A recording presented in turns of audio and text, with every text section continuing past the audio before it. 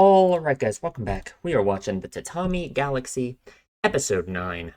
Last time, we made the last of our three choices with Keiko. That really didn't work out too well because it was actually Ozu/Akashi. But I don't know, now that we have finished that little arc with those three choices, those three episodes, I'm curious to see where we're going next, because I don't know, the rose-colored campus life is still not even close to being obtained in our main character's eyes. So, I don't know. I guess I'm excited. I guess we'll see. So we're watching episode 9. You can line you and copy up with this if you want to. And we are starting in 3, 2, 1. What is that? Okay. Birdman. Sure. There's a bunch of people tied up. Okay. What is he doing? Right. Right.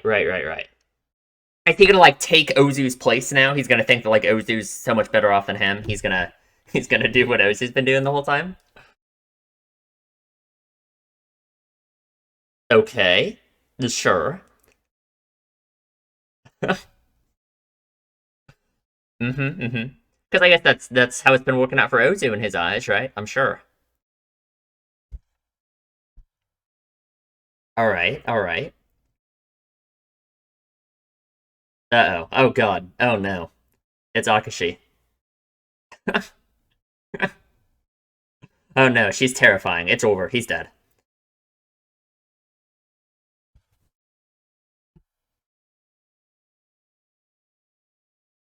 Hmm. I don't think he's gonna get the kind of life he wants from this path.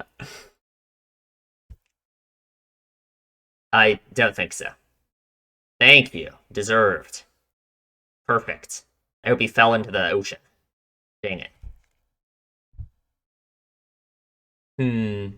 Same attitude she had towards him during the Black Cupid stuff in the first episode, right? Just gonna deny all of it? Sure. Uh huh. I guess. If you say so. What is the pain you feel in your heart, huh? Interesting. It's interesting because it's like we're already like at the end of that one. Like it felt like that first 1 minute of the episode was like showing us that path. So I don't know. Hmm.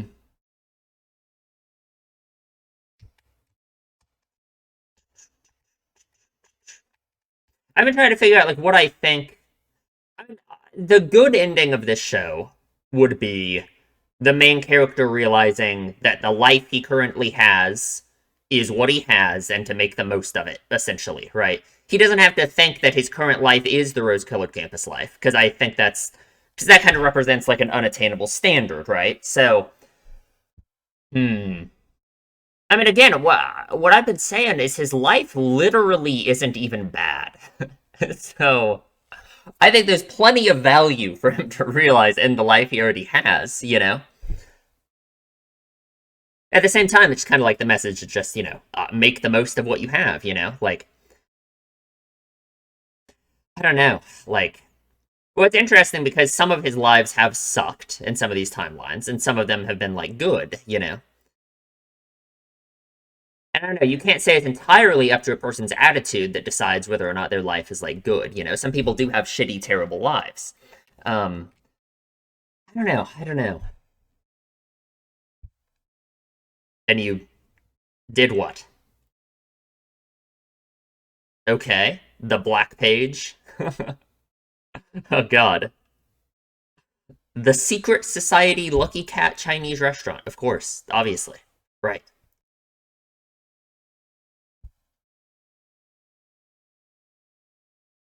It's the Secret Society. Yeah, come on. Obvious. Oh god. Oh god, what are we doing down here? Oh no, it's him.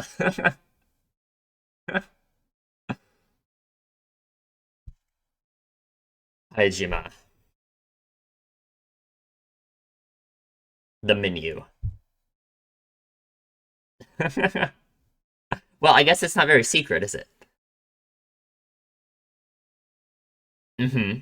Right. Hmm. So is Ozu involved with them then?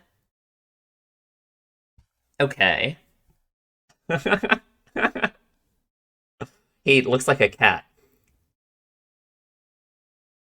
Oh no. Oh god. I don't want to pay the bill.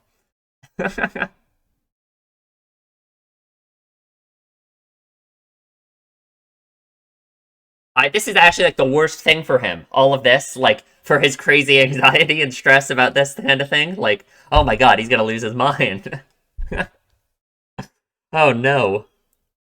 Oh, okay, sure. No intention of turning back, I guess.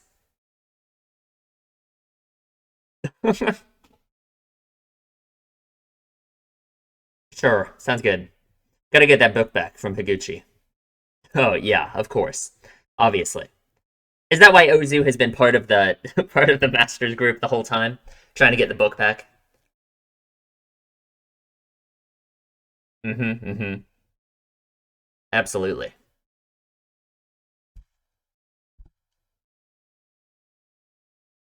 Nice. Uh-huh. Mm-hmm. Mm-hmm. Ooh, okay. Accumulating secrets.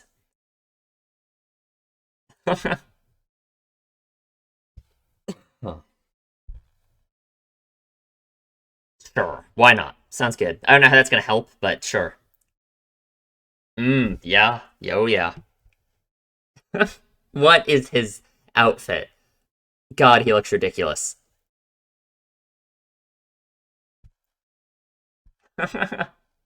He just walks in like, ooh, Nekaramen? Hmm.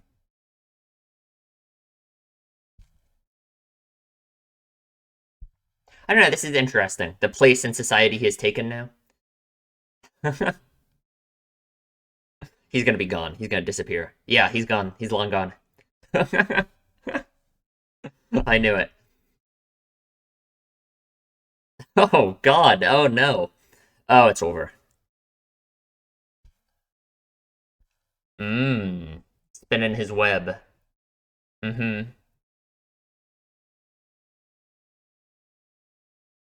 Of course. As always. As always.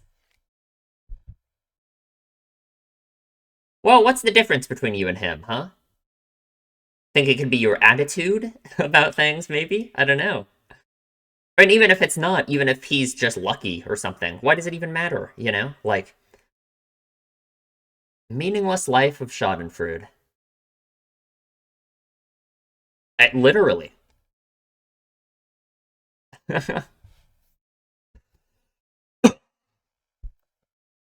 Tied together by a dark thread. Yeah, because he's part of the group, yeah.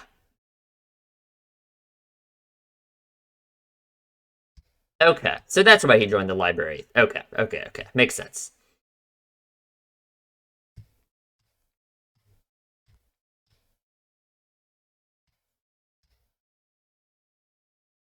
Not the print shop. Oh, okay, the ones, yeah, that he was buying from Ozu before. Oh, okay, sure. Is that what he was doing in episode 3, even then, with the bike?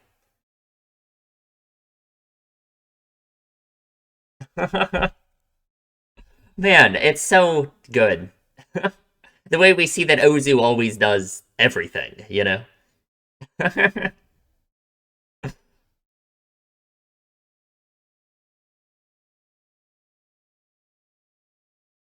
Hmm.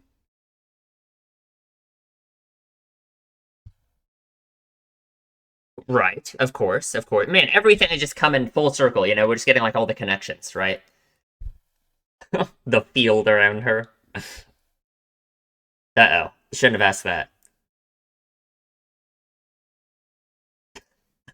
What is that face?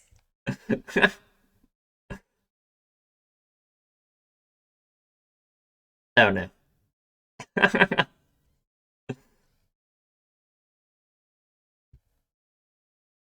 She's dead. It's over.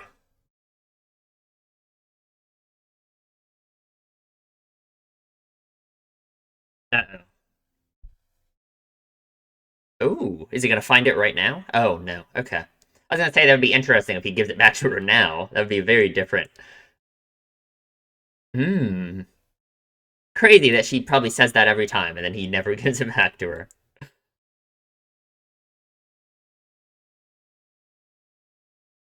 Uh-oh. The bottom of the barrel. I guess all the weird, like, monkey looking people work for the Cherry Cycle, whatever, cleanup corps, so.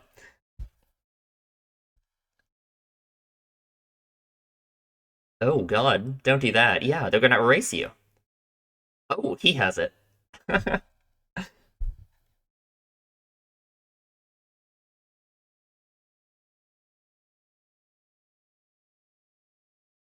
Grateful? Hell no.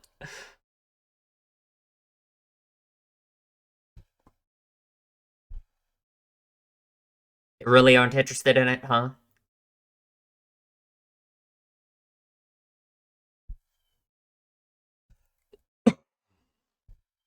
I literally.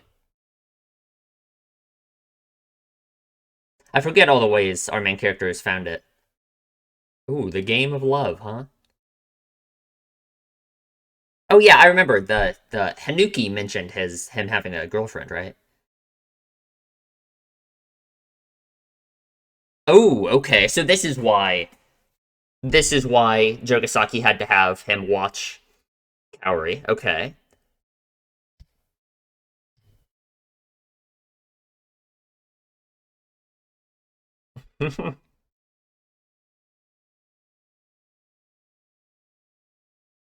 Really represents your perfect rose-colored campus life, huh? In that sense, it kind of shows too how like his rose-colored campus life ideal is like inhuman, just like Kaori is, you know?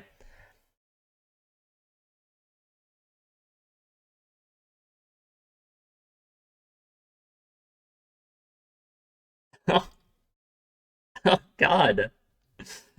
Grab a sword. What? Hello.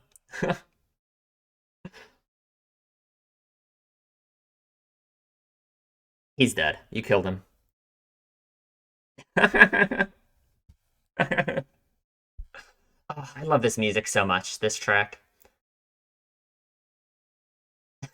He just he fell down. Oh God, man. Oh, is that all she's gonna say? 10,000 yen. 9,000, I guess now, right? No mysterious red aura around her this time.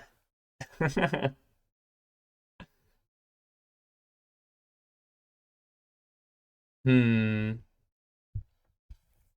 He has to live a life of solitude now. Oh, he lost his standing. Okay.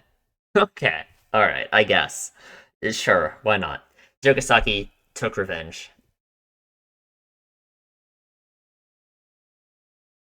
Oh, he's the leader now. Oh no. Oh God.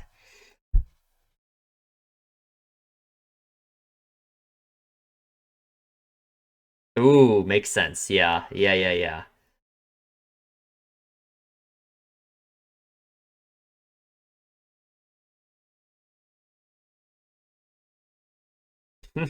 Renaissance man of fear.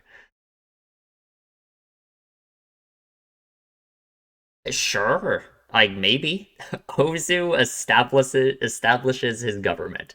Oh God.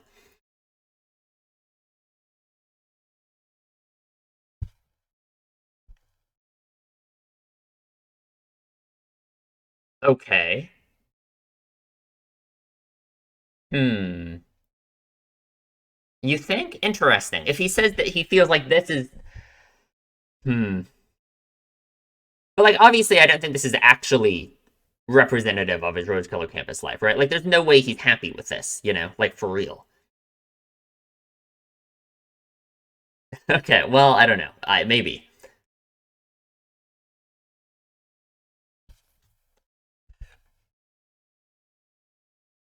The Birdman thing?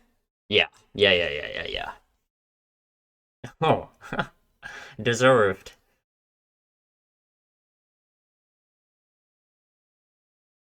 Hmm. I think so. Yeah. I think you're missing human connection, right?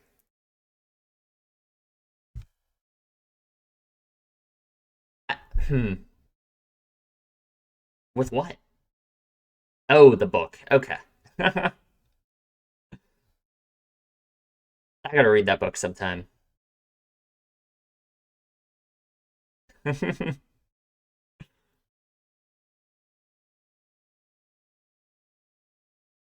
go to Nicker Ramen.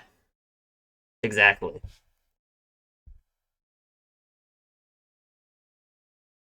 Back where we started. Back where we started in the first episode.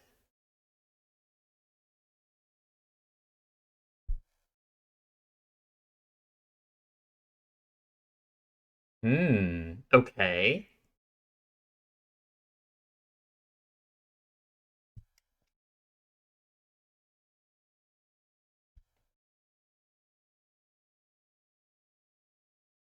Sure. Why is he the master, you know? Because he can, he can deal with it, if you know what I mean.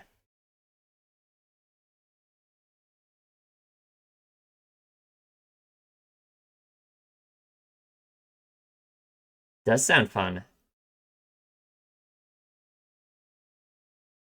Literally. Exactly. Refusing to make decisions, refusing to live.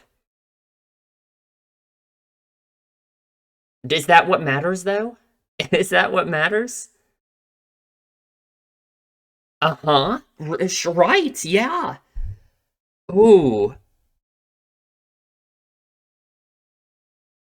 That no, that doesn't exist. That's not possible.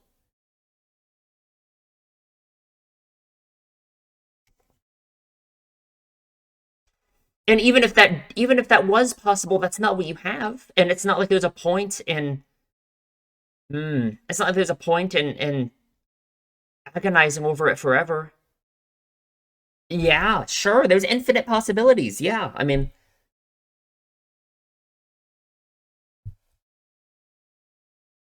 sure, maybe, right? Yeah, anything is possible. Mm-hmm. Oh,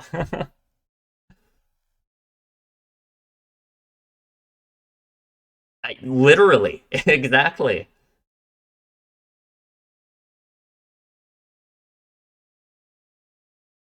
Hmm. Okay, thank you. That was a very good talk. That's what he needed. Does he accept it, though? That is quite the thing to say, though, you know? Huh. Interesting. He still knows Hanuki in this timeline. Ah, didn't get through to him yet, that's for sure.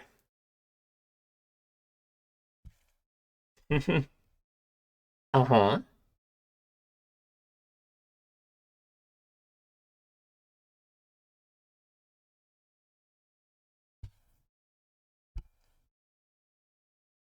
Oh, God. Oh, no.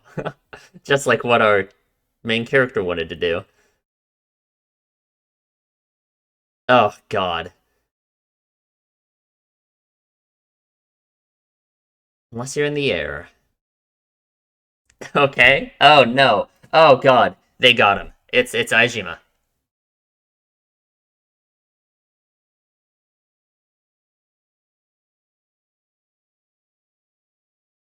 Oh, the Hankawa group. Okay, sure. Right. Okay. Right. So that's how he'll be in the air, I guess. Oh, it's her. Okay, so that's his girlfriend. Sure, the one who the fake character said is like the perfect ideal of his raven-haired maiden. You know, of course Ozu has her, right?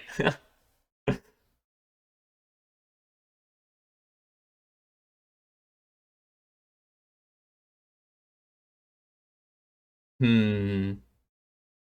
No, but spending time. I like just saying that it was meaningless is just ridiculous anyway in the first place. It like I don't know, man.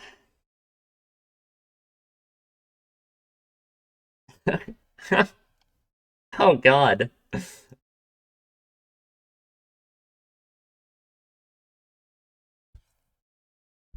I this is not gonna work. How are you gonna stop it?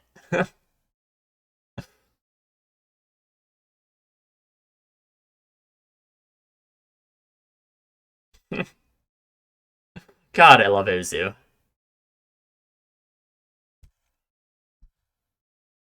Uh-oh. Uh-oh. He's getting grounded. This is the most insane episode. Like what? Like what is happening? Right. Ooh. Oh, there she is. Can you pick her up somehow? No. He passed by her. Hmm. What does he think of that?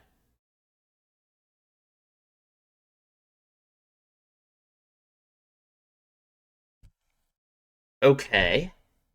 Sure. Yeah, and that's what matters. That's what makes it a rose-colored campus life, is enjoying it. I would wasted my life. But what makes it a waste? What makes it that your life was a waste?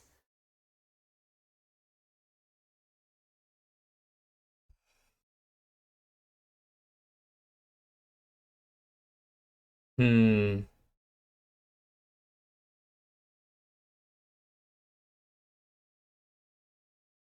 Where is the one responsible?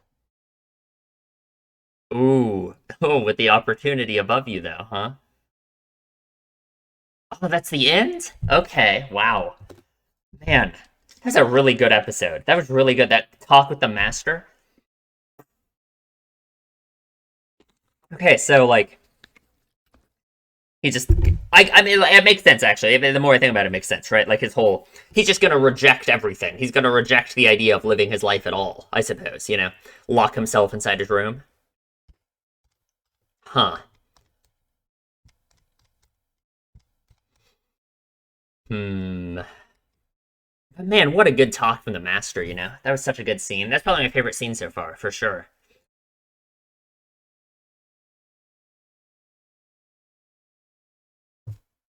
Hmm. The master got it all together. And I guess it makes sense why he's the master, right? Because he has a life where apparently he's been held back and he's been, all that stuff happened, been failing his classes, blah, blah, blah. But yet he still enjoys his life nonetheless. So he's the master, right? He's got it all figured out. God, we finally know why the master's worthy of worship, don't we?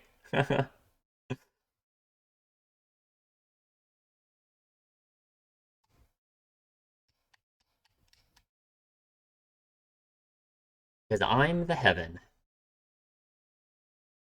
Okay, we will talk about it in the discussion. Okay, let's talk about the episode.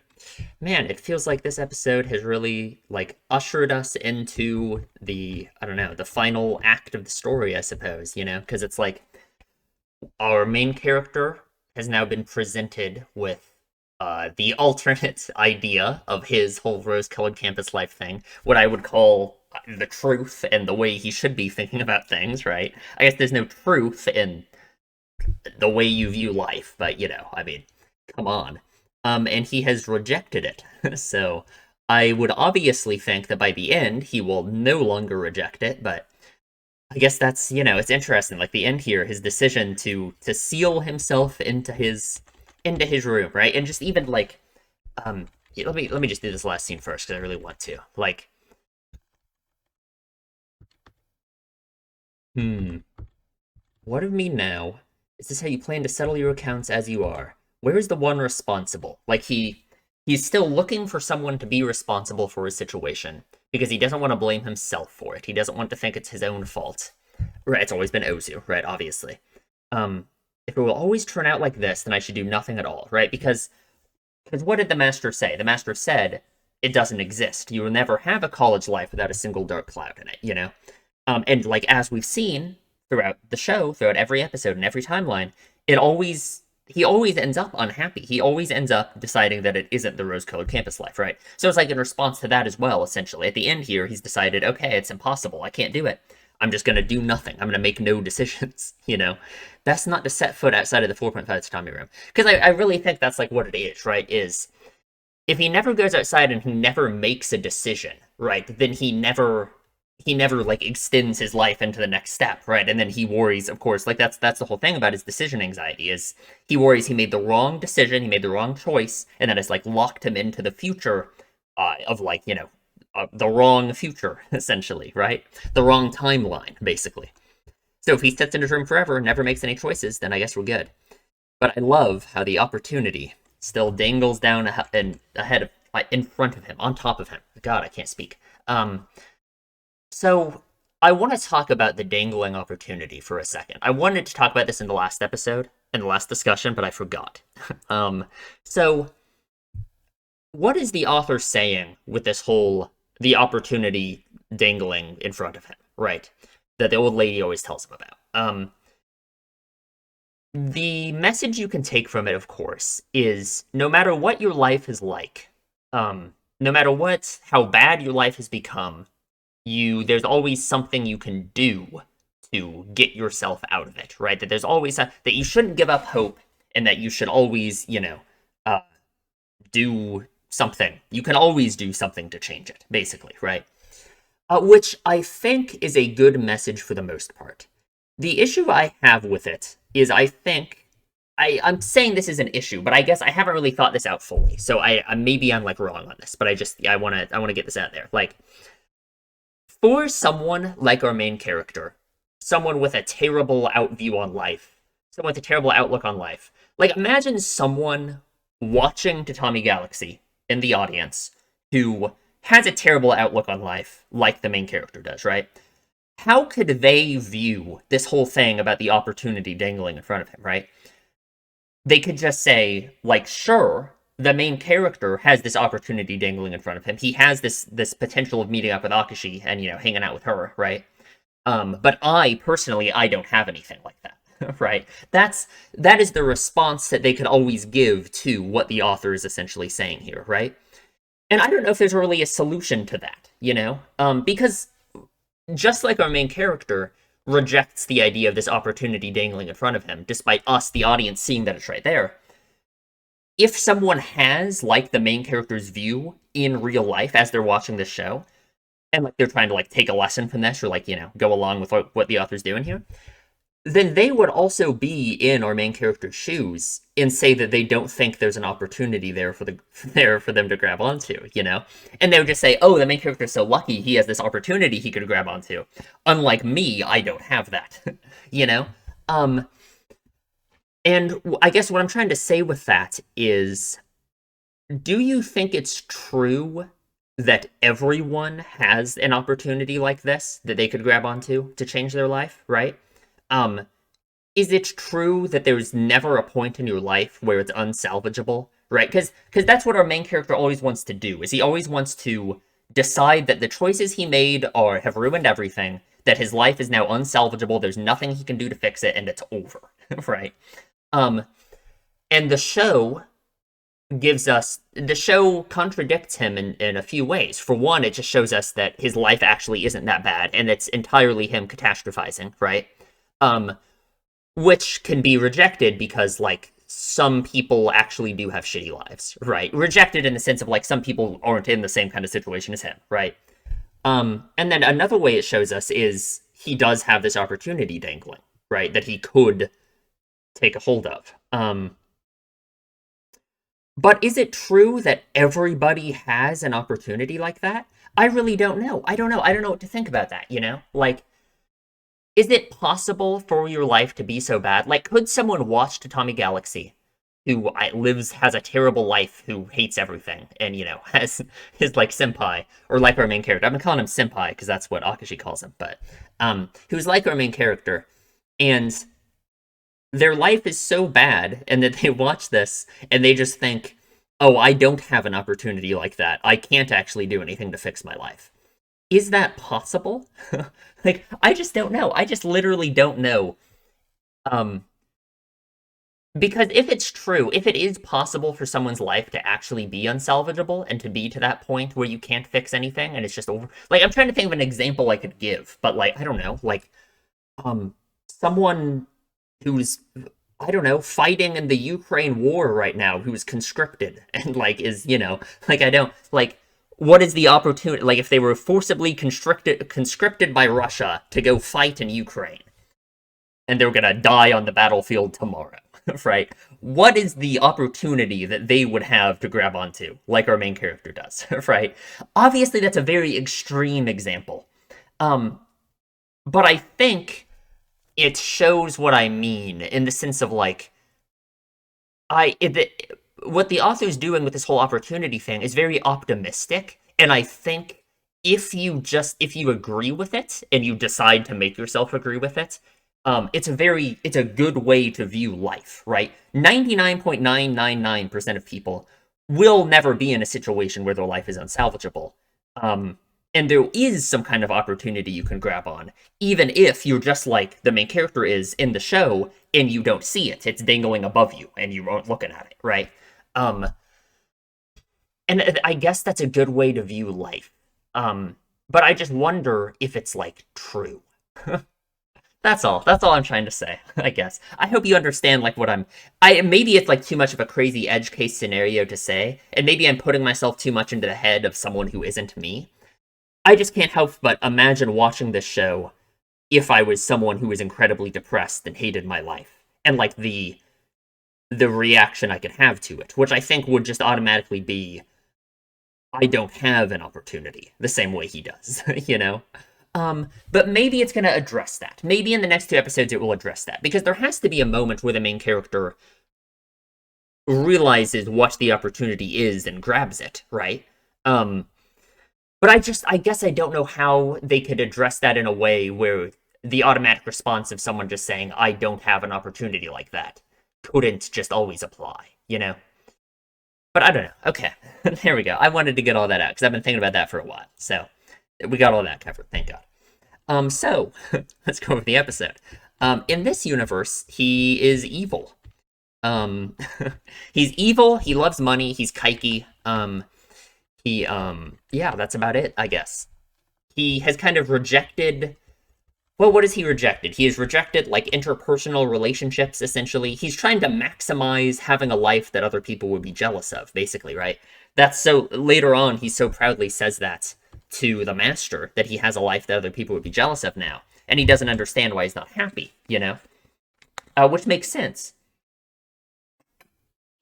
because he said that before about like uh in the episode with Hankawa when he was saying that he was going to start dating what's her name, the president's daughter, whoever she is, and like people would be so jealous of him and her. You know, it just shows how externalized his decision making or his reasoning is for like what makes a rose-colored campus life rose-colored is. You know, because he's not thinking about it being meaningful to him, right? He's thinking about it being meaningful to other people, you know? And like with what the master said, I guess that makes sense, right? The master said he ran into someone who he hadn't seen in a few years, and our main character was like, oh, he must have been embarrassed or whatever. And the main character and the master was like, why would he be embarrassed? You know? Because I guess that just shows that our main character does that, right? Like he is always thinking about what other people think about his life. And that's like his criteria for whether or not it's like the good life that he wants, right? Oh god, right. Akashi beat some sense into him, thank God. Same thing as episode 1, calls him an idiot.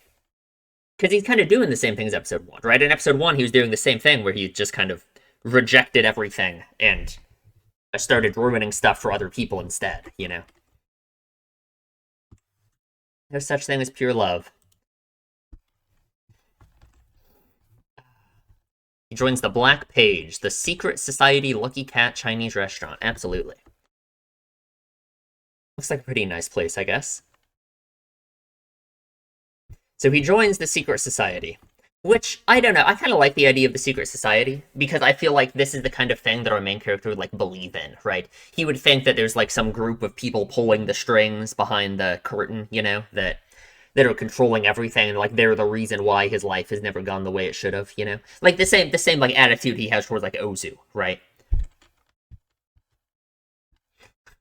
So of course joining them like that, that makes sense. Like of course, right? If he just joins those people who are doing that, then surely he'll be happy then, right?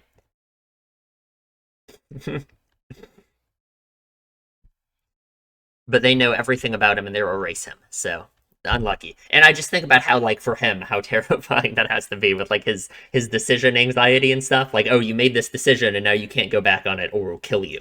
And we know everything about you.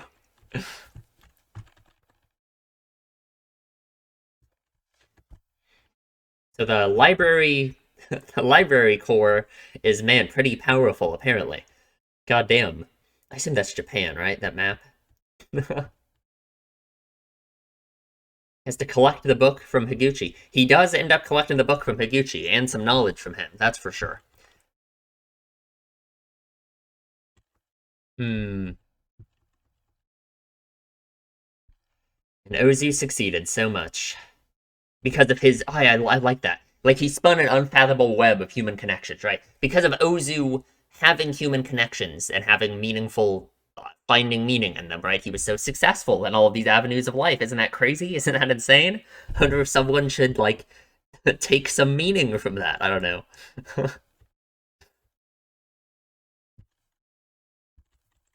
Hmm. Why don't you have more fun? Literally. For real.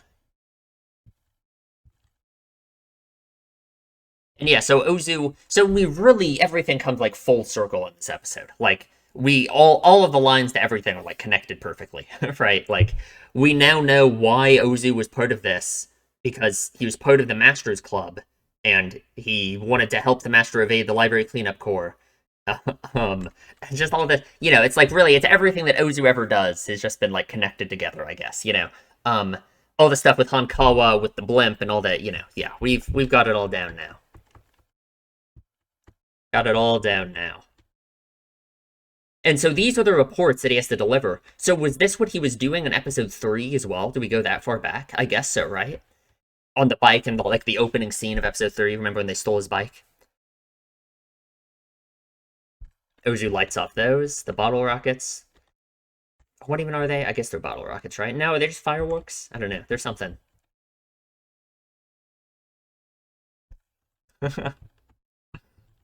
Good old Akashi. What is the face that he? What is that face? What am I looking at?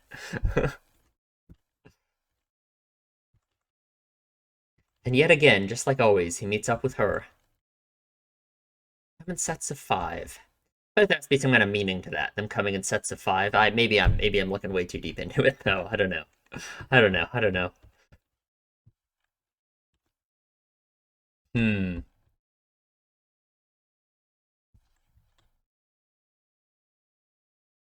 So he ends up taking the position of essentially the villain in all of the previous episodes, right? Like he's now part of the cleanup cycle, whatever they're called, long name.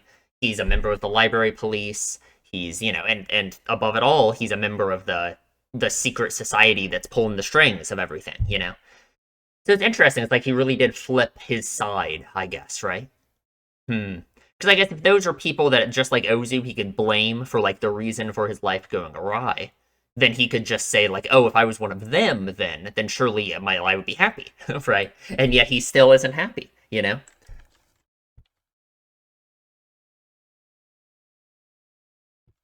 Hmm.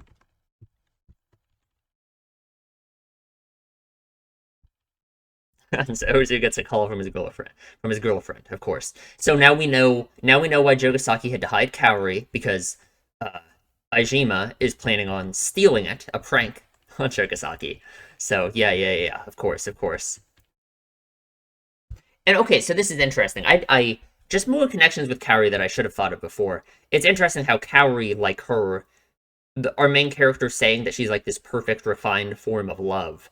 relates really well to like his rose-colored campus life too, in terms of like if his rose-colored campus life is so based off the opinions of others and like the surface level, like other people being jealous of it, then Kaori not being a human but like looking like one and being like so pretty in his eyes and all of that, right? It really is. It's just like the rose-colored campus life, right? Like it's lacking the human connection elements and all of that stuff that like actually makes life meaningful, right? There's nothing there beyond just the way it looks, and that's what he cares about with his rose-colored campus life too. You know, he thinks that because his life at the end is one that other people would be jealous of the way it looks from the outside, then he should be happy on the inside too. But he's not. Just like Kaori is not real, you know. Of course, I did not say that. God, he's really a loser, isn't he? The way he fell down there. Man, rough. Rough, rough, rough. And Ozu got him. Like a picture of him with toilet paper. He has a toilet paper fetish or something. Like, what are we talking about? But Ozu is now the manager of the Lucky Cat Chinese restaurant. So, oh god, oh no. Ozu establishes his government. Perfect, great. Hmm. And so he says he feels quite good in this position, being the one who controls everything. Which again, like, I think makes sense. I think it relates to his whole like making choices and being afraid of that type of thing, right? Like, um, because him being like the one in control now of other people's lives and directing them is, I think, like that's a step above. That's like the position that he has always thought other people are in, like for him, right? Like he's always blamed Ozu for everything, you know. But of course, it's not his ideal. So, I'd been led astray by an adherence to pure love. So, like, what would his adherence to pure love? Would that be like his weird attitude he would have around like Hanuki and stuff, and like why he wouldn't be okay with dating her? Maybe, because he kind of has like rejected his morality in this episode as well, right? Um, so like I guess so, right? But I guess that's interesting because I feel like he kind of, in some sense, like should reject his adherence to pure love because I think his adherence to pure love is like weird and doesn't make sense, right? So I don't know. I don't know. I got to think about that one. I guess. Like, hmm.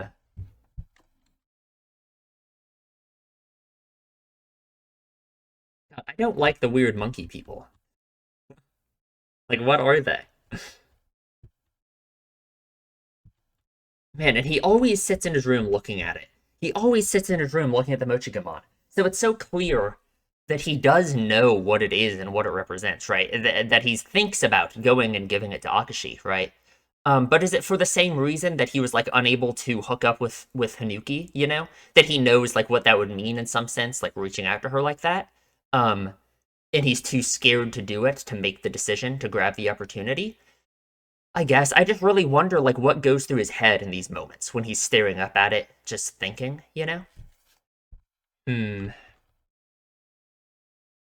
He finished the book. I gotta read this book sometime. It's by Jules Verne, right? It's a good author. I know that. Random lore about me and Jules Verne. My mom was gonna name my sister Jules after Jules Verne. So there's some lore for you. She didn't. She didn't end up doing that, thankfully. But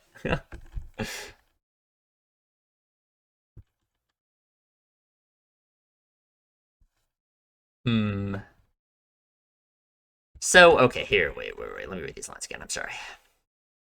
So yeah, we have this conversation here about him meeting an old friend, which we talked about that, right? I think it shows our main character's attitude about like about other people and like being embarrassed in that sense, right? And like, you know, comparing your situation to others and like the way that he defines the value of his own life off of how other people view it, right?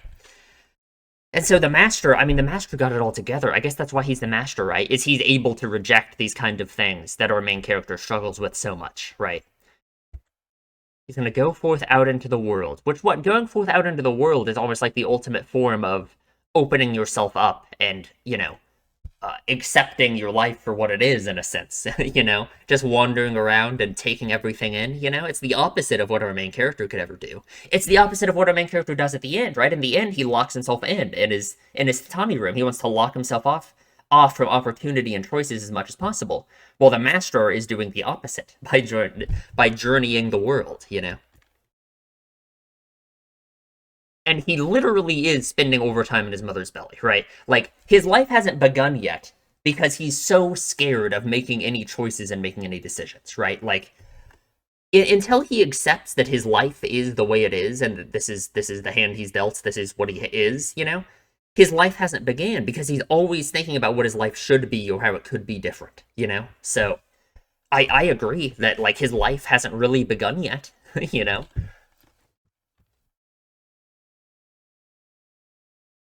Because I just feel like that's something that so many people do in general, right? Is like, um, I have this going on in my life right now, but this is just a stepping stone to this next point in my life. And once that starts, then, like, oh, then that's when my life starts, right? But it's like what? It's like that famous quote, like, um, life is what happens when you were making other plans or something like that. Like, it's literally just like that, like, our main character has been living his life this whole time. He just doesn't recognize it as such. He's been having his campus life this whole time. But just because of, like, his mentality and the way he's been viewing it, he just doesn't he isn't, right? He's not really living his life in that sense, because of his attitude towards it.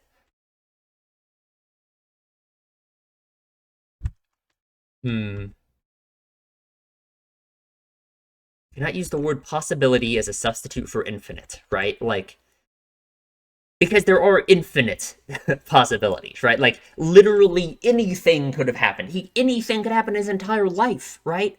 And if there's an infinite set of possibilities, you're never going to find the one rose-colored campus life because there's an infinite number of them, right? Like, so pursuing just one outcome that you think will make you happy doesn't make any sense. It's impossible. The root of all your evil is in always relying on one of your other possibilities to get your wish. Yeah, man. There's no way you can lead some worthwhile college life and feel satisfied. And he rejects it. Like, he's thinking about what the master told him and all of this, right? He meets up with Hanuki, and it's immediate that his attitude is, like, bad. He's still blaming Ozu. And by the end, he literally still rejects it and he rejects everything the master told him, right? Just, like, throwing a fit, basically. And he gets kidnapped by Aijima. And, like, this is just a crazy scene. Like, he's trying to capture the airship for, to go pick up his girlfriend. And, like, I don't know. Like, what?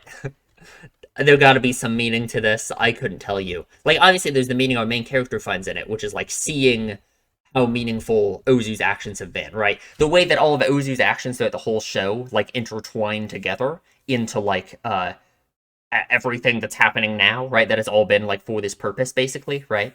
That makes sense, right? Like, it shows that our main character was wrong about Ozu. He hasn't been pointlessly wasting his time. Not that that's even, like, a thing I believe in at all as a concept. But he's actually been having this crazy, like, web of stuff going on all for this purpose the whole time. And it's interesting, right? Because it's from the outside perspective that, like, matters to the main character, right? Like, he cares so much about other people thinking his life is enviable.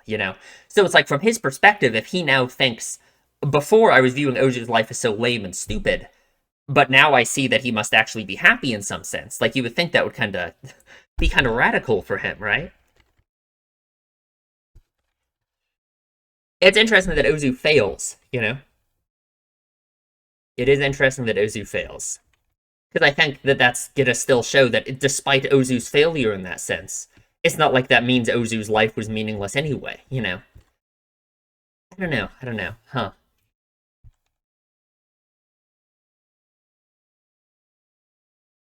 Because he doesn't get what he wanted. He wanted to go view the 5 mountains or whatever from the airship, but he didn't get to. But by the end, it's not like that matters to him, right? He still has what he wants. He can still be happy. Huh. Okay. Well, I think that covers like everything. And like yeah, and we talked about him locking himself in his room, right? And like what that my interpretation of that, I suppose, right? Hmm. I don't know. I am curious to see where this is gonna lead him. It's not gonna lead him anywhere good. We only got 2 episodes left, so like what do I think? I imagine next episode is gonna be him being locked in his room. And I don't know, being unhappy. And then maybe the last episode will be him being happy. So sounds good to me. Um, I guess that's it. Leave a comment, tell me what you think, subscribe, please, if you enjoy my videos, and I will see you in the next one.